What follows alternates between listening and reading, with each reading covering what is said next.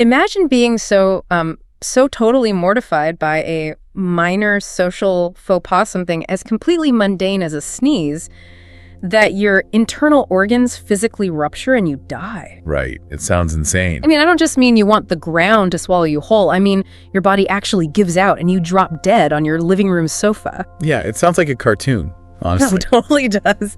But today, we are diving into a world where social anxiety was treated as a literal fatal condition.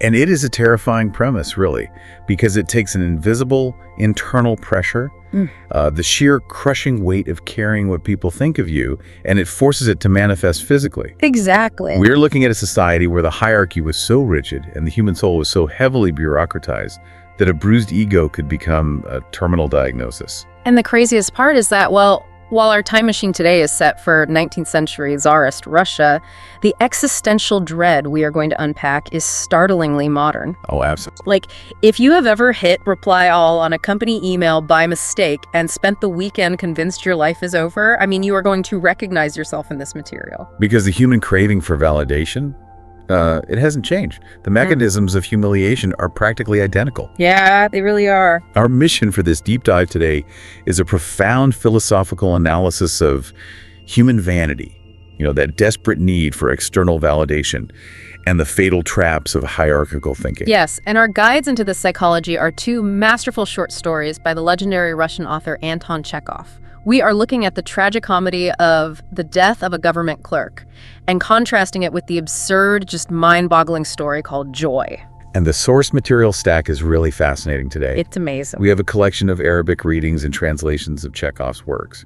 But crucially, our sources include a rich, dramatic audio adaptation directed by Dr. Nahed El-Tahan. Right, which adds so much flavor. It really does.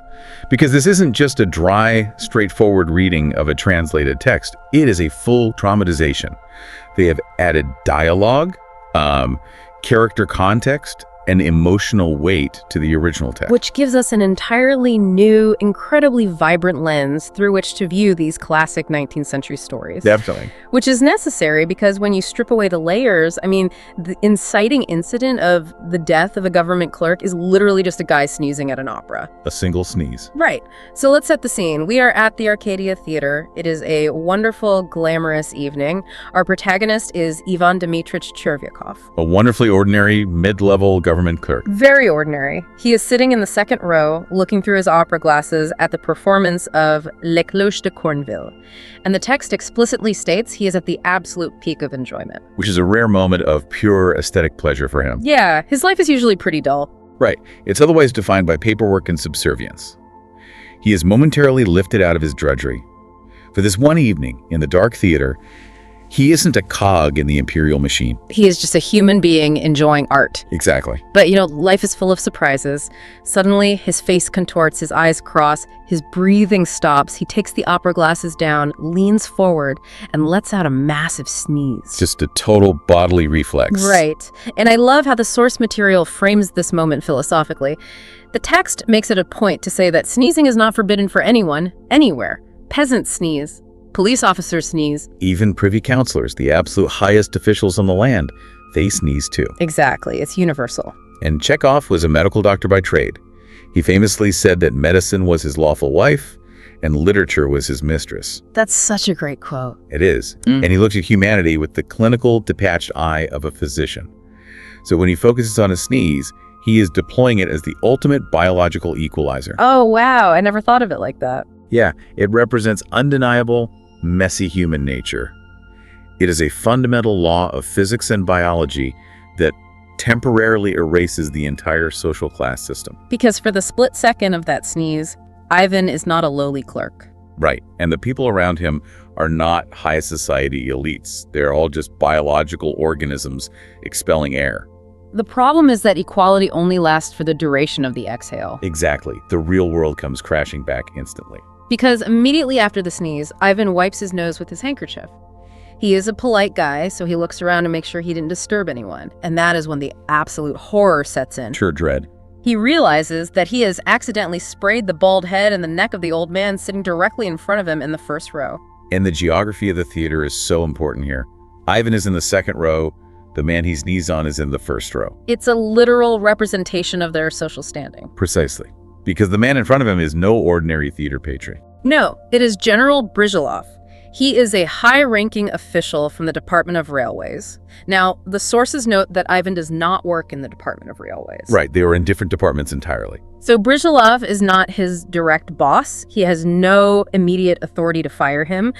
But we have to talk about what a general means in this context, because to a modern listener, general just sounds like, a military guy in uniform. Right, but to understand the panic, we have to look at the architecture of 19th century Russia.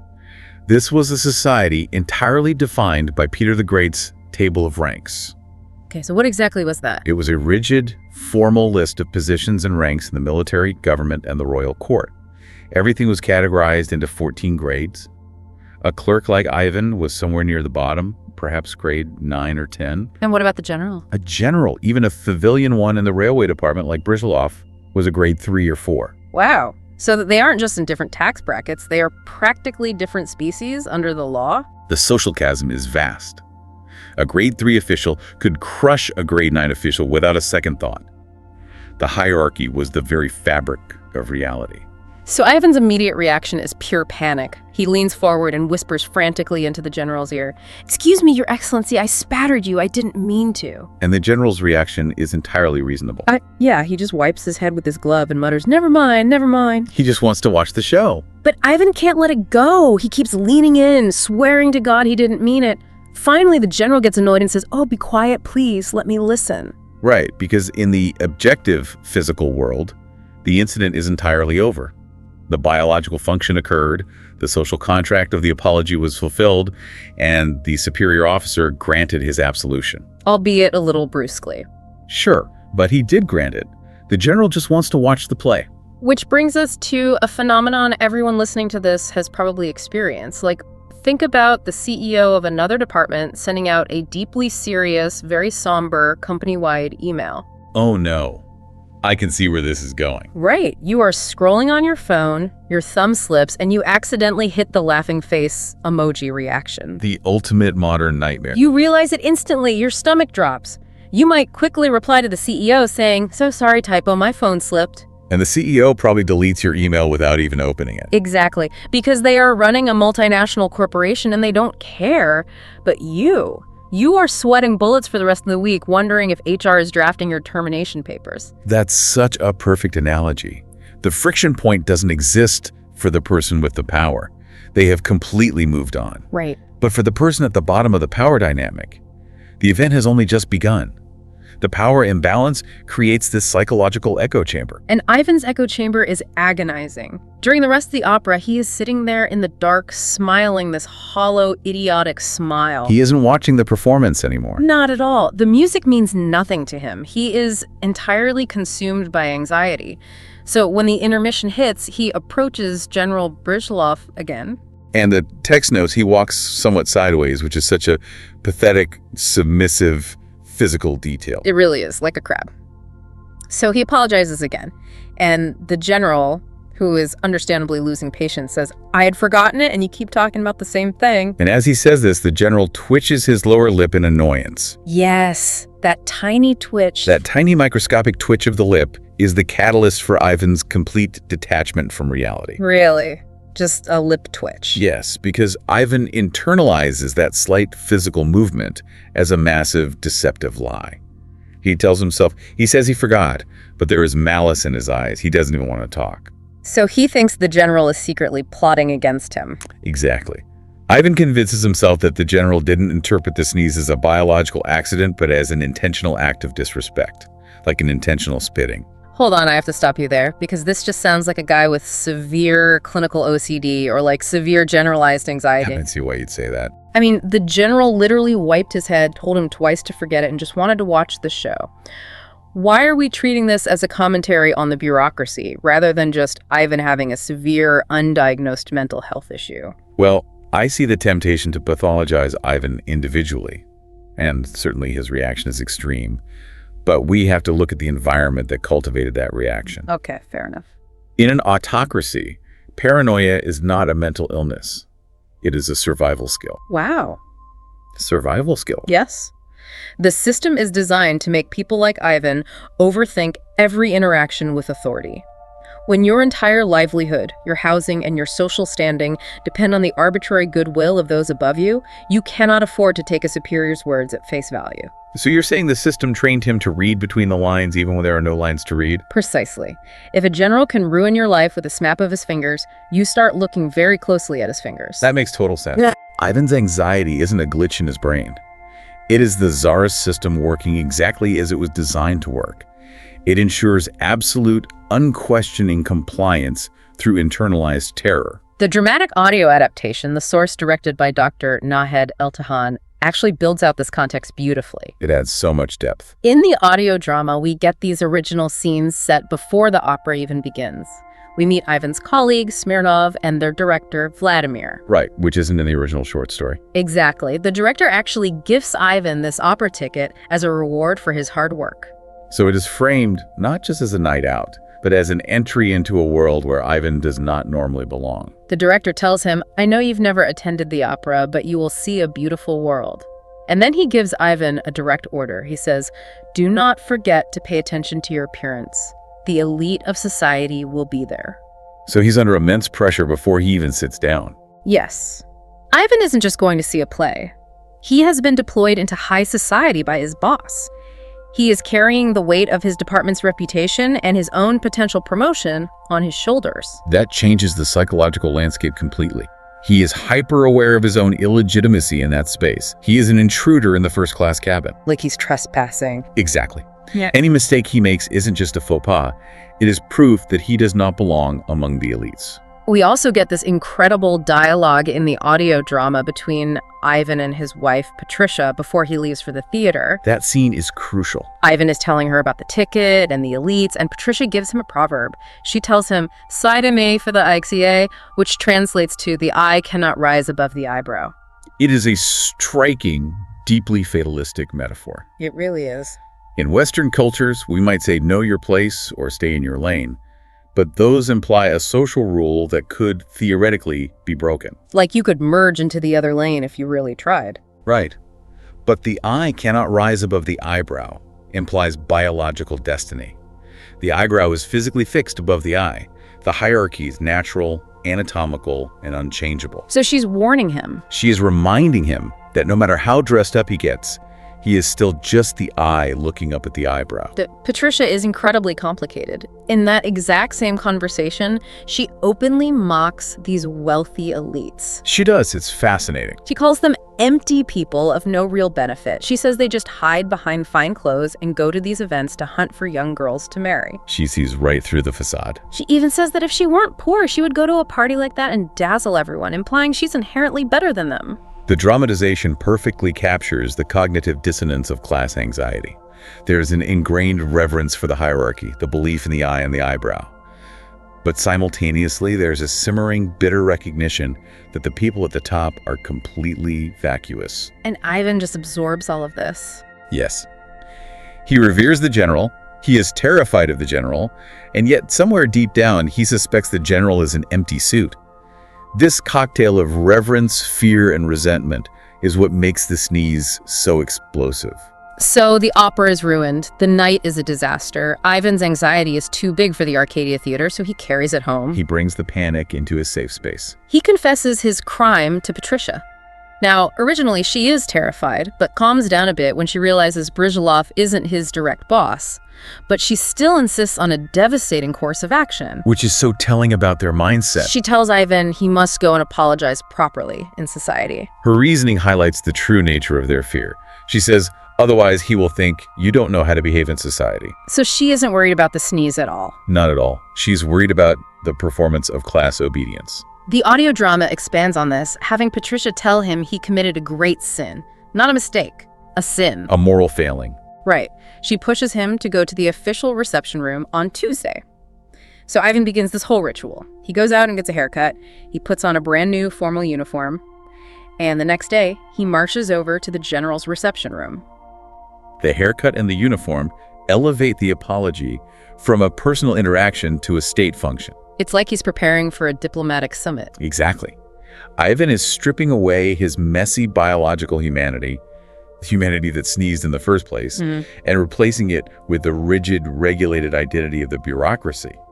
He's putting on his armor. But armor is heavy. It restricts your movement. Exactly. It functions as a cage. Yeah. By treating this like an official diplomatic incident, Ivan loses the ability to speak man to man. He can only speak clerk to general. Right. He believes the uniform grants him the legitimacy to be heard, but it actually strips him of his voice. So he gets to the reception room, and he is waiting among all these regular petitioners who have actual real-world problems with the railway department. People who actually need the general's help. Right. And the general is working through the line. He looks at Ivan, and Ivan launches into his prepared speech. Yesterday at the Arcadia, if you remember, Your Excellency, I sneezed and accidentally spattered you. And the general cuts him off immediately. He does. He says, "What nonsense. God knows what this is." And he just turns to the next person in line. The general doesn't even register the sneeze as a problem worth his brain power. But to Ivan, this dismissal is a catastrophic event. Ivan thinks he doesn't want to speak, so he is angry. I cannot leave it like this. I must explain it to him. If we really want to understand the mechanics of Ivan's despair here, we have to talk about the philosopher Georg Wilhelm Friedrich Hegel. Oh boy, Hegel. Specifically his concept of the master-slave dialectic. Okay, let's break that down. Because bringing 19th century German idealism into a story about a guy who sprayed mucus on a bald head sounds like a stretch, but I know there is a connection. How does Hegel explain Ivan's panic? We will try to keep the philosophy grounded. Please do. Hegel argued that human self-consciousness, our awareness of ourselves as distinct, valuable individuals, is not something we generate in isolation. So I can't just be me all by myself. Right. You can't just sit in a dark room and decide you matter. Identity requires mutual recognition. You only know you exist and have value when another self-conscious being looks at you and acknowledges your existence. Okay, so it's like a comedian. A comedian can write jokes alone in their basement for 10 years, but they aren't actually a comedian until they stand on a stage and an audience laughs. The audience's recognition creates the comedian's identity. That is a perfect analogy. Or think of it like fiat currency. Like paper money. Exactly. A $100 bill is just a piece of paper with ink on it. It only has value because we all collectively look at it and recognize its value. And human identity in a hierarchy works the same way. It does. In the master-slave dynamic, the slave, or the subordinate, in this case Ivan the clerk, is entirely dependent on the master, the general, for his sense of reality. Ivan's innocence, his moral standing, his very right to exist, relies completely on the general formally looking at him and granting him forgiveness. Which totally explains why Ivan is so destroyed by the general calling it nonsense. The general didn't punish him, but he also didn't officially grant a pardon. The general just ignored him. Indifference is the ultimate terror in the Hegelian model. Because it means you don't even register. Exactly. If the general had yelled at Ivan or docked his pay or thrown him in jail, Ivan would have at least been recognized as a threat or a nuisance or a brushing him off. The general is essentially saying, you do not matter enough for me to even be angry at you. You are nothing. The general's indifference unplugs Ivan from the matrix of reality. So Ivan is desperately trying to force the transaction. He literally says to himself during this ordeal, if we start laughing at each other, there will be no respect for personalities. He is rationalizing his obsession. He genuinely thinks he is defending the moral fabric of the universe by demanding an apology session. He thinks if a clerk can spit on a general and nothing happens, gravity might stop working. He's defending the only system that gives his life structure. He needs the general to play the role of the offended, benevolent master. Because if the general won't play that role, Ivan doesn't know how to play the role of the subservient, grateful clerk. He refuses to let the issue die. He mistakes the general's absolute apathy for a silent, malicious grudge. And that sets the stage for a completely absurd, fatal climax. A climax that is entirely self-inflicted. Yes. He waits in that reception room until the general is completely done with all the other petitioners. As the general heads into his private inner room, Ivan stalks him. He approaches from behind and mutters again, "Your Excellency, if I dare to trouble you, it is only out of a feeling of repentance. I didn't do it on purpose." And the general finally breaks. He realizes this clerk isn't just annoying, he is relentless. The general says, "You are mocking me, sir," and disappears behind the door. Ivan is utterly stunned. Mocking him, he thinks. What mockery? I'm not mocking him. Ivan decides he is done. He tells himself he will not apologize to this haughty man anymore. He says, "Let him go to the devil. I will write him a letter, but I will never come here again. I swear it." But the tragedy of the clerk is that his soul has been entirely colonized by the bureaucracy. He goes home, sits down at his desk to write the letter, and he finds that he is entirely unable to write it. But why? He's a clerk. Writing letters is literally his only marketable skill. Why can't he just write a letter explaining a sneeze? Because a letter is a formal bureaucratic document, and bureaucratic language has no vocabulary for the terror of the soul. Oh, that's deeply sad. It is. He can write a requisition for ink, but he cannot write a sentence that says, "Please acknowledge my humanity so I don't feel like I am disappearing."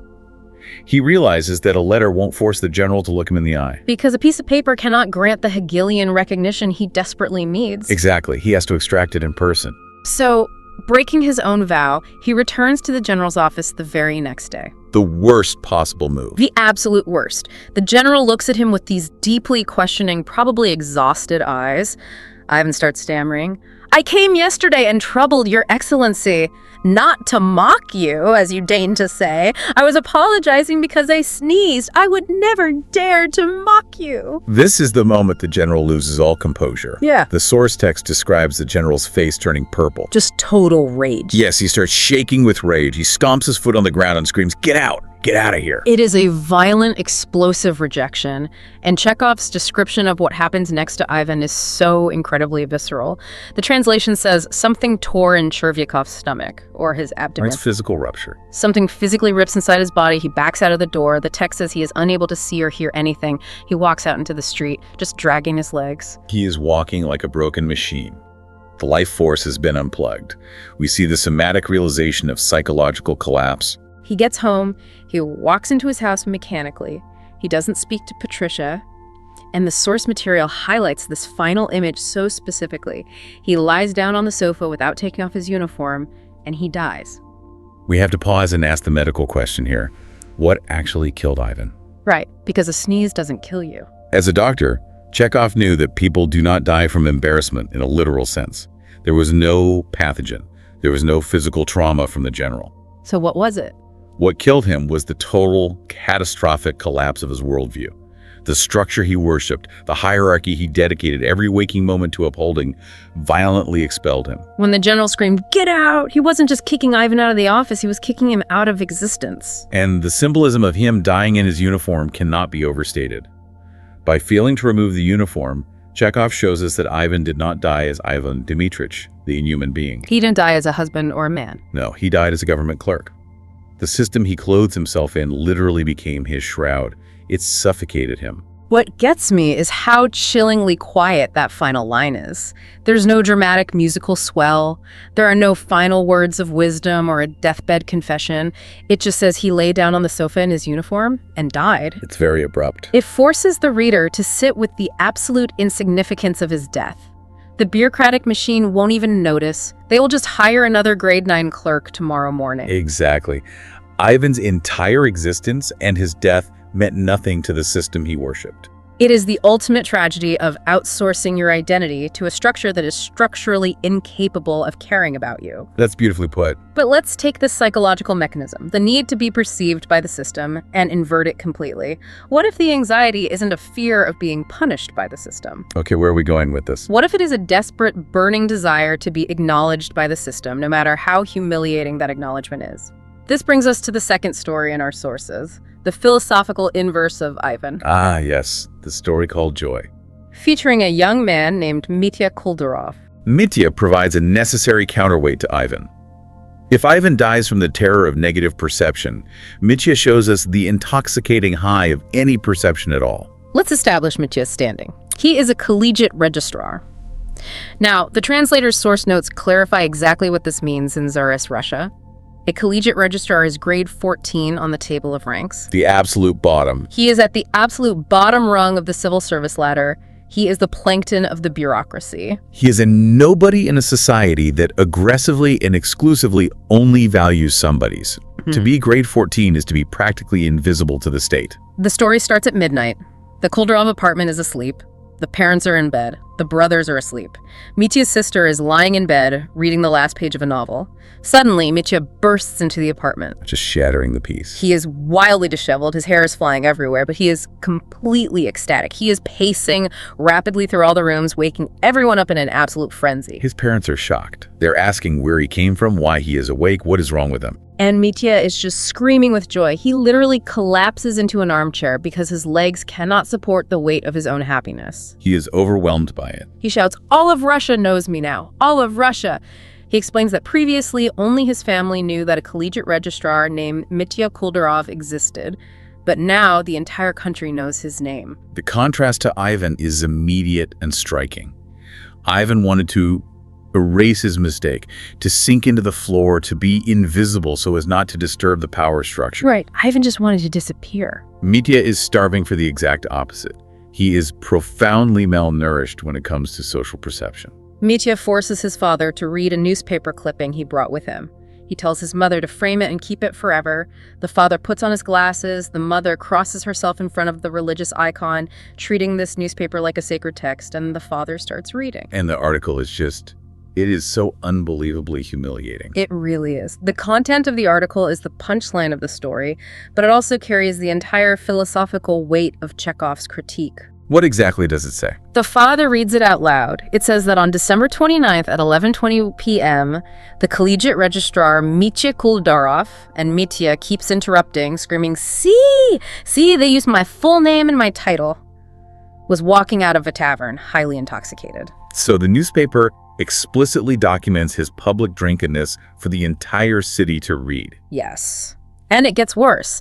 In this drunken state, he slips and falls directly under a horse that is pulling a sledge. Sledge. Yeah, a sledge being driven by a peasant named Ivan Drotov. The horse gets spooked, steps directly over Mitya, and drags the sledge right over his body. Mitya hits his head on the wooden shaft of the sled. That sounds dangerous. He is knocked completely unconscious and is dragged to the police station for a medical examination. To document the whole mess. The article casually notes that the blow to the head was minor, and the police just told him to put cold water on it. It is an utterly humiliating, legally documented public record of a drunken, foolish accident. Yeah. He wasn't doing something heroic. He was run over by a peasant's sledge outside a bar because he couldn't walk straight. And despite this, Mitya is triumphant. He's practically glowing. He grabs the paperback from his father, puts on his hat, and declares he has to go run through the dark streets at midnight to show all his friends immediately. He can't contain it. He lists off names. He has to show the Makarovs, the Ivanitskys. He runs out into the night, deeply intoxicated with his own fame. This is where we see the concept of validation taken to its absurd extreme. To Mitya, being an unknown grade 14 clerk means he does not exist. Right, zero recognition. He has no Hegelian recognition. But being an officially documented drunken fool, specifically named in a printed, mass-distributed newspaper, means he is real. He finally exists. The printing press has immortalized him. The system has looked at him. The parallel to modern internet culture is almost one-to-one. It's scary how accurate it is. This is exactly like a teenager attempting a skateboard trick. Spectacularly wiping out, face planting into the concrete, and getting concussed. Someone films it and puts it on TikTok. And instead of being ashamed, Instead of being mortified that a million people saw them fail, the teenager takes a screenshot of the view count, prints it out, and frames it on their wall. The humiliation of the act is completely overshadowed by the validation of being seen. it is the exact same psychological mechanism, just with a different technology. The medium has changed from a 19th century broadsheet newspaper to a 21st century algorithmic feed, but the human craving is identical. That is just wild. Mitya does not care why the eye of the public is looking at him. He only cares that it is looking. The algorithm of public attention has validated his existence. Ivan dies because the system looks at him with annoyance, and Mitya achieves pure euphoria because the system looks at him as a drunken idiot. There are two sides of the exact same coin. Which brings us to synthesizing what Chekhov's mirror is actually showing us.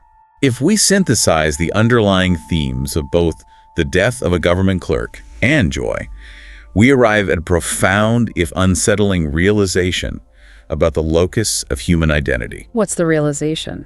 Both Ivan and Mitya suffer from the exact same condition. They have been completely hollowed out by their society. I really like that phrasing. Hollowed out. There is no core left inside them. They possess absolutely no internal compass for their own value. Their self-worth is entirely externally located. So they have no internal anchor. Exactly. Ivan's worth is held in the hands of the general. Mitya's worth is held in the ink of the newspaper. Chekhov is giving us a stark clinical warning about the danger of outsourcing our self-worth to external systems. Whether that external system is a corporate hierarchy where you desperately need your manager's approval to feel like a competent human being, Or a social class you are bankrupting yourself to fit into. or the algorithm of a social media app that dictates whether you are culturally relevant today. When you surrender your locus of control to an external structure, you become a puppet to its whims. If the system smiles upon you, you rejoice like Mitya, even if you're bleeding from the head. Right. If the system frowns upon you, you collapse like Ivan, even if you're perfectly healthy. In neither case are you truly free, and in neither case are you acting as an authentic self. This circles perfectly back to that brilliant addition in the dramatic audio adaptation source we discussed earlier. Remember Ivan's wife, Patricia, mocking the wealthy elite at the opera? Yes, her commentary on society. She said, "Society is full of empty people who are of no real benefit, who just hide behind fine clothes." A very astute observation by her character, which adds a layer of tragic irony to Ivan's fate. It does, because both Ivan and Mitya let the illusion of these important people dictate their entire reality. Ivan lets the empty, haughty general dictate whether he lives or dies. And Mitya lets the nameless, faceless journalist dictate his happiness. Exactly. Mitya lets readers dictate whether he should be happy. They are surrendering their souls to empty suits and printing presses. They fail to realize that the eye and the eyebrow in Patricia's proverb are parts of the same artificial face. The hierarchy is a constructed illusion. It's all made up. It only has power because people collectively agree to give it power. Yet, as Ivan's death proves, a constructed illusion can have very real, fatal consequences if you believe in it deeply enough. It is incredibly easy for us to sit here with our modern sensibilities and laugh at Ivan literally dying of embarrassment over a sneeze. And it's hilarious to picture Mitya cheering over a police report about him getting run over by a horse while drunk. It is funny on the surface. But the truth is, Chekhov didn't write these stories just to mock 19th century clerks. He wrote them as mirrors. We all have our own general that we are absolutely terrified of offending. And we all have our own newspapers that we desperately want to be recognized by. The question Chekhov leaves us with is not whether we are immune to these forces, because none of us are completely immune to the desire for validation. Right, we're all human. But rather how we choose to navigate them. Do we internalize the hierarchy until it crushes our internal organs, or do we recognize it for the absurd, floozy construct that it actually is? We have taken a massive deep dive into the architecture of 19th century Russian bureaucracy through the brilliantly perceptive clinical eyes of Anton Chekhov. We have explored the incredibly absurd, sometimes hilarious, and deeply tragic ways that humans navigate social anxiety. We've looked at the desperate need for validation and the fatal traps of hierarchical thinking. We have seen how a simple sneeze can unravel a man's entire grip on reality, and how a public humiliation can become a crown of glory, all depending on where one places their sense of self-worth. The damage we inflict on ourselves trying to please the system is invisible, but as Ivan showed us, it is incredibly real. Chekhov's stories act like an MRI for social anxieties, revealing all the hidden, twisted ways we tie our souls in knots just for the approval of others. It's been a fascinating look into the human psyche. Thank you so much for joining us on this deep dive into the source material. But before you take off your headphones, I want to leave you with a final, provocative thought. Something to really sit with. Something to mull over as you go about your day, as you log into your corporate email, or as you scroll through your phone. We all wear a uniform of some kind. We all play a role in the hierarchies of our lives. We all have our costumes. So ask yourself, what is the uniform you are too afraid to take off when you go to sleep at night? And whose imaginary pardon are you waiting for just to feel like you have the right to exist?